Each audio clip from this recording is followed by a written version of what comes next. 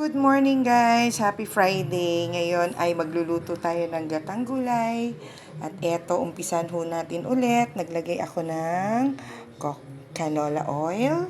Ngayon ho, nakakita kasi ako ng bulaklak ng kalabasa. Kaya ayan, nakaisip ako maggulay. Ngayon, ang aking gatang gagamitin ay eto na po.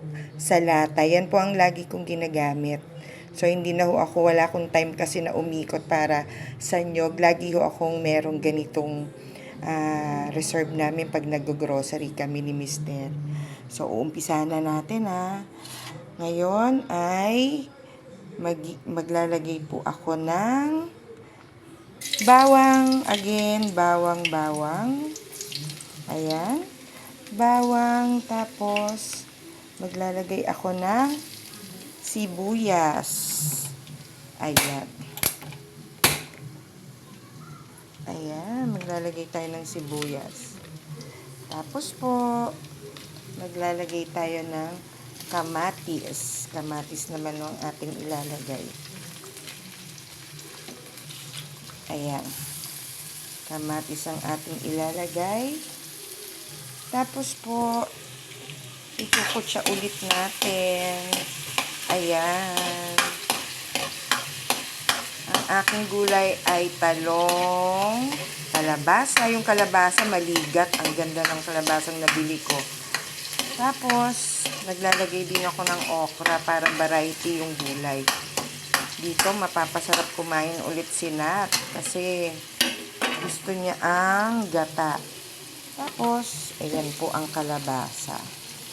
Igigisa-gisa ko lang. Ayan ang kalabasa. Yan ang aking igigisa. Kasi, medyo matigas para lumambot. Ayan.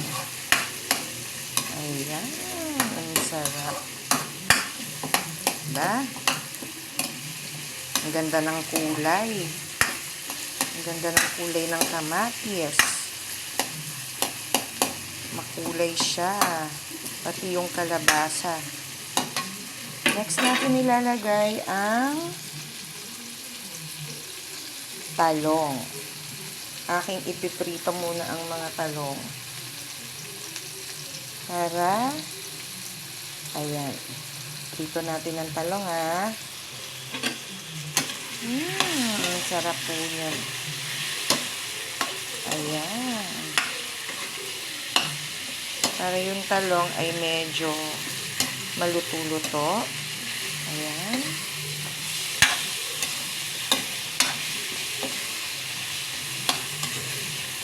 Ayan.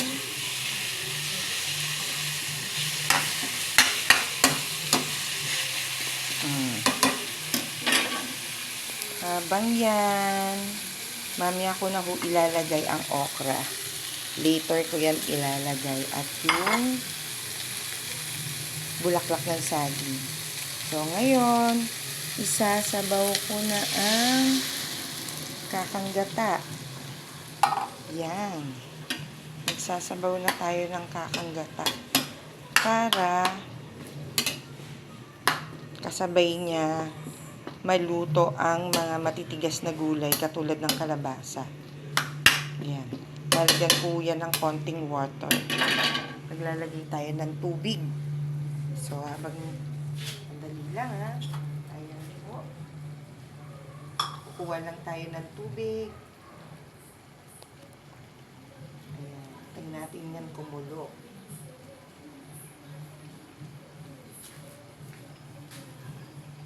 Ayan.